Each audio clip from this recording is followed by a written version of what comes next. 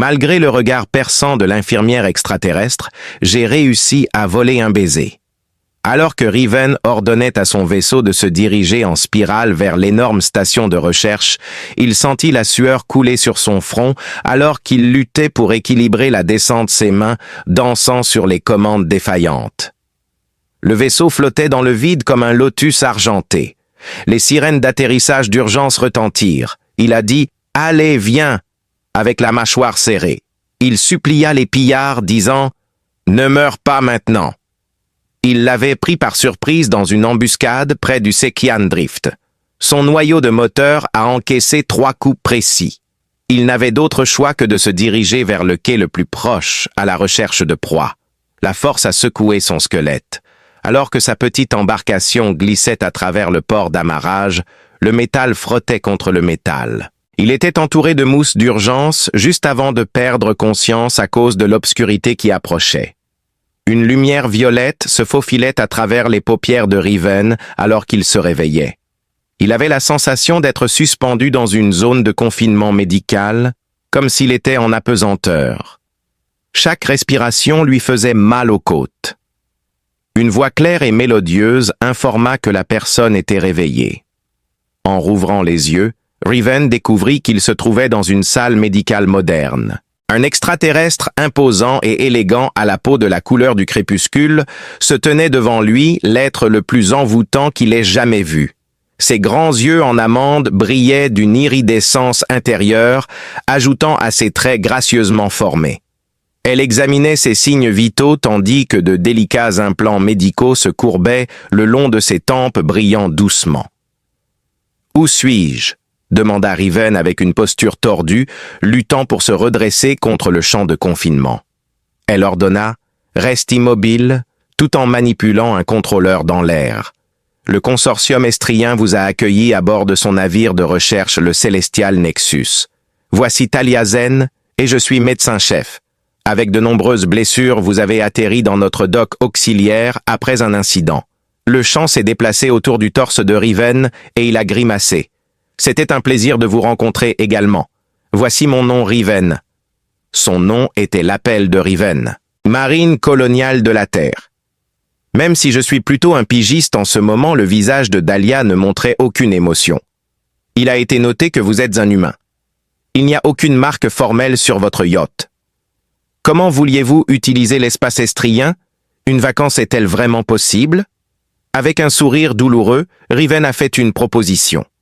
Les yeux brillants de l'extraterrestre se plissèrent. Des pillards, avec de la contrebande, peut-être même du matériel scientifique, étaient à tes trousses? Riven dit son sourire commençant à s'estomper. Pas qu'il soit vraiment intéressé à vérifier mon manifeste de chargement. Ce que Valia produisit sonnait comme le vent qui fait frissonner le cristal. Peut-être un rictus. Dès que tu te sentiras mieux, nous vérifierons ton compte. Peu importe à quel point vous êtes négligent, votre corps est étonnamment robuste. Cordialement. Je crois que Riven a fait un effort pour changer de rôle. Serait-il possible pour vous de supprimer ces restrictions médicales? Autour de la poitrine, ils se sentent un peu serrés. La conformité est requise. Le protocole peut aller se promener dans le parc. Avec un froncement de sourcils, Riven intervint. Je vous assure que je ne vais pas répandre de sang sur votre sol immaculé. Valia se déplaçait avec grâce et précision. Elle prononça le mot « humain » avec un air de frustration totale. Soyez assurés, nous accordons la priorité à votre confort avant toutes les mesures de sécurité. L'intensité de son regard surprit Riven lorsqu'il leva les yeux vers elle. Instantanément, il lui fit un clin d'œil. Vous êtes le médecin le plus éblouissant qui m'ait jamais aidé à me rétablir. Et maintenant, un peu de bonnes manières au lit. Elle sembla se figer dans un état d'incrédulité, puis réagit avec un mélange de répulsion et de fascination. Le champ de confinement se resserra doucement tandis qu'elle tapotait sa console sans répondre. « Repose-toi » murmura-t-elle brusquement, puis elle tourna le dos. « Dès que tu te sentiras mieux, le directeur Vallon voudra te parler. » Riven lui cria après alors qu'elle glissait vers l'entrée, anticipant notre prochaine conversation. Valia le regarda en retour avec une expression que personne ne pouvait déchiffrer d'Oc. Elle murmura une fois de plus, « Humain », juste avant que la porte ne se referme derrière elle. 3 jours furent passés sous observation dans l'environnement propre de la salle d'hôpital. Malgré la vitesse inattendue avec laquelle ses blessures guérissaient, Riven ressentait encore parfois une douleur lancinante dans le flanc, un rappel constant de la proximité de la mort. L'observation incessante l'affligeait plus que tout inconfort physique. Taliesin vérifiait ses signes vitaux et ajustait son régime de traitement 4 fois par jour, et elle se déplaçait efficacement à chaque fois. Cependant, Riven devint conscient de la tendance de ses yeux brillants à rester fixés sur lui-même lorsqu'il ne regardait pas. « Tu sais, pendant sa visite de l'après-midi, je vois généralement les gens se présenter avant que je ne commence à analyser chaque centimètre de leur corps, » a-t-il déclaré.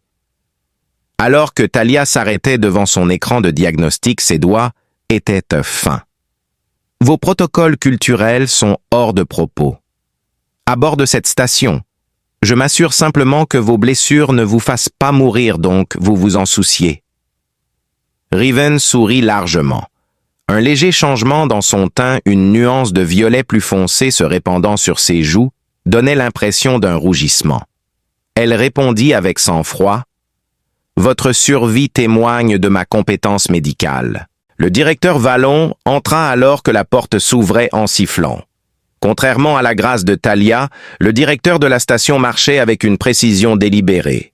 Il se distinguait comme une sous-espèce distincte d'Astrian en raison de ses larges épaules et de ses traits acérés. La voix de Vallon a touché une corde sensible chez M. Calder. Votre vaisseau a été minutieusement examiné. Même si sa destination finale reste encore douteuse, l'équipement scientifique que vous avez transporté semble être respectable. Se redressant, Riven ne prêta aucune attention à la facture. Tout était en route vers la station de recherche Helios. En réponse, Valen a offert de fournir les codes d'autorisation qui avaient été corrompus dans le noyau de données de votre vaisseau. C'est l'effet que les pillards ont généralement sur les systèmes. Riven murmura son expression, trahissant son anxiété croissante. Dans l'attente de la confirmation de l'avant-poste, Helios Vallon avança. « Vous êtes surveillé de près. Votre réhabilitation sera étroitement surveillée par l'officier Zen. » Riven leva les yeux vers Telia alors que Vallon partait. « Il semble que nous allons passer plus de temps ensemble, » murmura-t-il. Dans sa réponse cependant, il y avait un air d'insincérité. Taïlia étudiait Riven dans la faible lumière quand il se réveilla plus tard cette nuit-là. Il murmura « Tu n'arrives pas à dormir ?» Elle sursauta presque imperceptiblement. « J'ai détecté des lectures anormales provenant de ton implant neural. » « Je n'ai pas d'implant neural. » Ses pupilles se rétrécirent légèrement. Selon notre simulation, vos réflexes étaient supérieurs à ce dont les humains sont capables, ce qui nous amène à nous demander « Comment avez-vous survécu à l'attaque radar ?» L'attitude insouciante de Riven a disparu. La peur, murmura-t-il, était l'une de ces choses que vos outils ne peuvent pas capturer. Désolé, mais j'ai vu tout mon escadron périr. Les choses qui vous troublent modifient votre plan de vol. Ils étaient tous deux affectés par la découverte, comme si c'était une présence tangible. Finalement, d'une voix plus douce qu'il ne l'avait jamais entendue auparavant, Talia remarqua « Je ne comprends pas les réactions émotionnelles humaines, n'est-ce pas ton cas ?» Elle retira sa main lorsque Riven tendit la sienne, frôlant presque la sienne du bout des doigts. « Qu'est-ce qui te tient éveillé ?» demanda-t-il, examinant un patient qui semble être dans un état stable. La curiosité piquée par la science ramena ses joues à une teinte de violet foncé. Est-ce le terme utilisé pour le décrire sur votre planète? Souris. Mais cette fois, le sourire s'étend jusqu'à tes yeux. Les masques professionnels de Talia tombèrent un instant, exposant un côté vulnérable. « Repose-toi », dit-elle, mais sa voix n'exudait aucune autorité.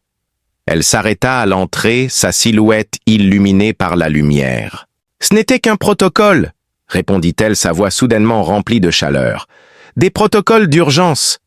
La chambre de réhabilitation bourdonnait d'activité alors que Riven terminait son 15e tour. « Demain, tu commenceras la réhabilitation physique. » Elle se tourna pour partir, mais Riven l'appela. Dahlia, merci d'avoir sauvé ma vie. Alors qu'il bougeait, le champ antigravité contraignait ses muscles encore en guérison et protégeait ses blessures de tout dommage supplémentaire. Vos progrès dépassent les attentes, dit Teia, vérifiant ses signes vitaux depuis une console à proximité. La plupart des humains nécessiteraient un temps de récupération supplémentaire. La plupart des humains n'ont pas eu des soins aussi dévoués, dit Riven, affichant ce sourire qui semblait toujours la déstabiliser. Juste au moment où elle allait répondre, les alarmes de la station se sont déclenchées. Une voix informatisée a annoncé « brèche de confinement dans le secteur de recherche » et « protocole d'urgence initié ». Tout le personnel se dirige vers les zones de sécurité désignées. Thalia se précipita vers la sortie, mais les portes se scellèrent avant qu'elle ne puisse y arriver. Des lumières rouges d'urgence pulsaient dans toute la chambre. La réponse du système était apologétique. Il a refusé l'autorisation de remplacement et a dit « Les protocoles de confinement des risques biologiques sont en vigueur. Cette section restera scellée pour les procédures de décontamination. » Zentalia, un officier médical de première classe, venait de donner l'ordre. Riven s'approchait, sa respiration lourde à cause de l'effort. La physique expérimentale provoque une déstabilisation du laboratoire, expliqua-t-elle sa contenance s'effritant. Combien de temps avant que la décontamination soit terminée si le champ de confinement quantique échoue? Environ 6 heures si la brèche est contenue. En cas de défaillance, accédez à la console secondaire. Cependant, le système de survie dans ce secteur fonctionne sur alimentation de secours. Faïlia répliqua son vernis professionnel, s'effritant sous le poids d'une peur authentique. Riven la prit au dépourvu en posant doucement une main sur son épaule. « Hé !» murmura-t-il. « Nous sommes coincés ici avec de l'air limité pendant qu'il nettoie le désordre dehors. Quelle perte de temps précieux !» Pendant l'heure suivante, ils ont collaboré pour tirer le meilleur parti des ressources de la chambre. L'expérience pratique de Riven complétait les connaissances techniques de Faïlia alors qu'il puisait de l'énergie des systèmes non essentiels pour prolonger le support de vie. Malgré son raidissement au contact de Riven, elle ne s'est pas retirée. Il haussa les épaules. Peut-être que ta confiance est irrationnelle, mais j'ai découvert que l'irrationalité me maintient en vie. Alors que Riven esquivait habilement un circuit cassé, Thieves remarqua « Tu es remarquablement capable pour un humain. » Riven rétorqua « Et toi, tu es étonnamment adaptable pour quelqu'un qui vit selon des protocoles. » À partir de la 3e heure, ils s'assirent côte à côte contre le mur pour conserver de l'énergie et de l'oxygène, alors que l'air commençait à se raréfier. Riven réprima un faible rire. C'est une façon de le dire. Teia continua, sa voix s'adoucissant. Si nous ne survivons pas à cela, nous le ferons. Mais si nous ne le faisons pas, elle insista. Je veux reconnaître quelque chose. Ta présence ici a été perturbatrice. Mon peuple valorise la stabilité et la prévisibilité et tu ne représentes ni l'une ni l'autre. Alors que la lumière s'estompait, Riven la regarda et demanda « Est-ce un compliment ?»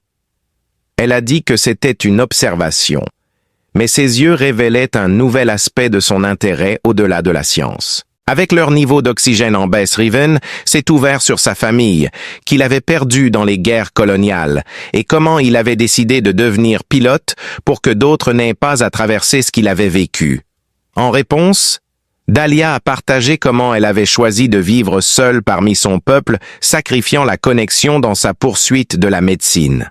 « Nous ne sommes pas si différents », murmura Riven, sa conscience s'affaiblissant alors que l'air devenait plus rare.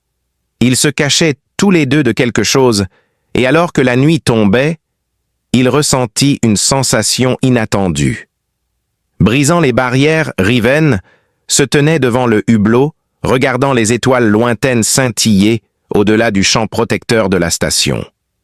Son esprit résonnait des dernières paroles de Thalia avant que les équipes d'urgence ne parviennent enfin à percer les portes scellées. Peut-être que se cacher n'est plus nécessaire. Le contact frais de ses doigts s'entrelaçant avec les siens était une sensation puissante.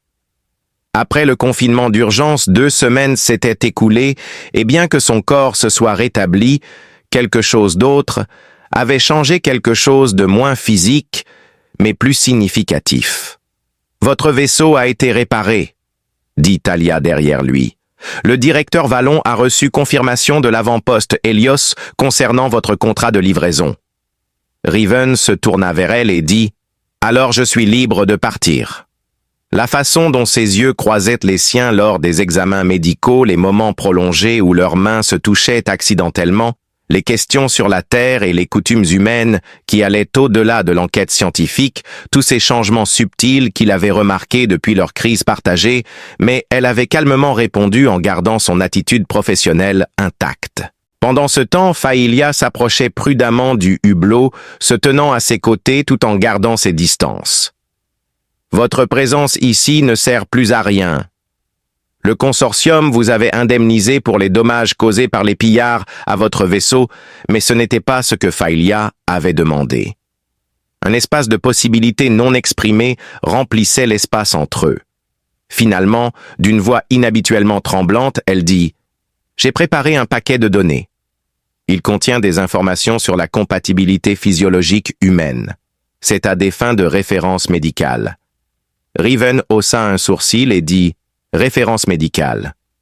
Ses traits se teintèrent d'une teinte violette familière. Les disparités entre nos espèces sont substantielles, mais pas insurmontables. Talia Riven se rapprocha, sa peau crépusculaire révélant des motifs délicats. « Est-ce que tu dis ce que je pense que tu dis ?» demanda-t-il d'une voix raide. Demanda-t-il d'une voix rigide. « Je n'ai fait aucune déclaration.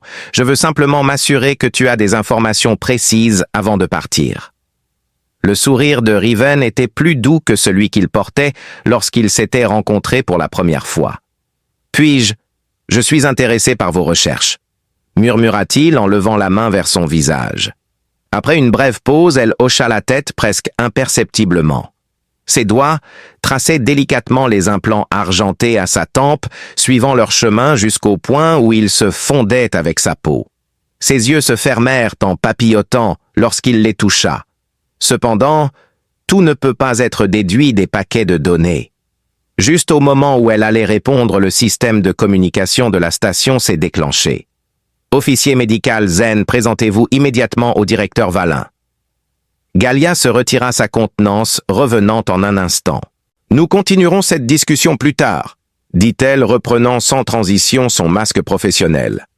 Talia fut découverte par Riven ce soir-là, dans l'arboretum de la station où elle se tenait parmi des plantes exotiques provenant de dizaines de mondes, sa silhouette encadrée par des fleurs bioluminescentes. « Votre départ est prévu pour demain matin, » dit-elle, sans se retourner, ajoutant que le directeur Vallon pense que votre présence pourrait compliquer les choses. Talia rit pour la première fois un son qui la changea complètement. « Tu es impossible. » « Non, dit-il en prenant ses mains dans les siennes. Juste improbable comme nous. Mon efficacité a diminué de 7% depuis ton arrivée. » Riven se leva pour se tenir devant elle. Seulement 7. Talia était déçue.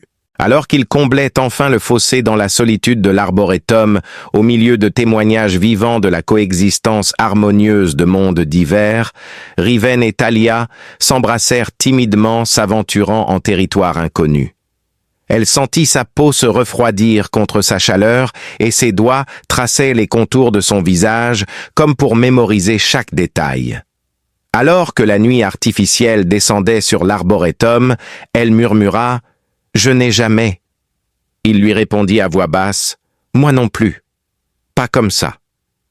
Elle sentit son cœur battre sous ses doigts et la luminescence de sa peau s'intensifier avec l'émotion, alors qu'il réalisait que les différences entre les mondes pouvaient devenir des points de fascination au lieu de division. Plus tard, alors qu'il dormait parmi les mousses douces sous un ciel artificiel, Talia dessinait des motifs sur la poitrine de Riven et dit « Que se passe-t-il demain ?»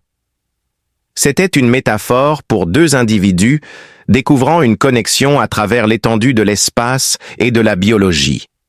Riven était à court de réponses qui ne paraissent pas évasives. En fait, il la rapprocha de lui, en essayant de graver la sensation de son corps dans sa mémoire. Avant que le matin ne les oblige à choisir entre les mondes, la nuit s'étendait devant eux comme une éternité miniature. Des terres inexplorées. Alors que les dernières retouches étaient apportées au vaisseau reconstruit de Riven, le quai d'amarrage était en pleine effervescence. Avec ses pensées ailleurs, il vérifiait mécaniquement ses provisions. Il n'était plus le bienvenu comme le directeur Vallon l'avait clairement fait comprendre. En raison de retard dans la livraison de l'équipement, l'avant-poste d'Hélios les attendait. Il était clair qu'ils allaient quelque part. Oh, et son cœur de toute chose. L'IA du vaisseau a annoncé que les diagnostics pré-vol sont terminés et attend maintenant la confirmation du pilote. Côté en colère, jetant un dernier regard autour de la baie. Aucune défaillance n'est indiquée. Leur adieu officiel, la nuit précédente, avait été témoigné par le personnel de la station. Une poignée de mains froides et impersonnelles qui ne révélaient rien de leur conversation dans l'arboretum. Capitaine Calder. Une voix résonna à travers la baie, celle du directeur Vallin. « Nous avons autorisé votre départ. Les pillards ont quitté les canaux d'approvisionnement menant à Hélios. » Avec un air de professionnalisme forcé. « Merci, directeur !» répondit Riven. « Nous nous souviendrons toujours de l'hospitalité du consortium. » Le visage de Vallon ne montrait aucune émotion. Il vous souhaita un bon voyage, ses remarques étant clairement destinées à vous rejeter. Riven monta à bord de son vaisseau avec réticence. Soudain, les limites, autrefois familières de son vaisseau, semblaient dépourvues de toute vie. Initiant la procédure de lancement, il observa le détachement des pinces d'amarrage sur l'écran de visualisation. Sa console afficha une alarme de transmission alors que les moteurs s'activaient. Le capitaine la contacta. L'expression de Talia remplissait l'écran alors qu'elle gardait son attitude calme. « Il y a quelque chose qui nécessite ton attention avant que tu ne partes. » Nerven s'approcha. « Fais attention, je fais attention. » Le consortium astrien approfondit l'étude de la diplomatie extraterrestre. Quelqu'un qui maîtrise les deux cultures peut servir de liaison. « Une liaison ?» répéta Riven ses espoirs s'envolant soudainement. « Oui, échec !»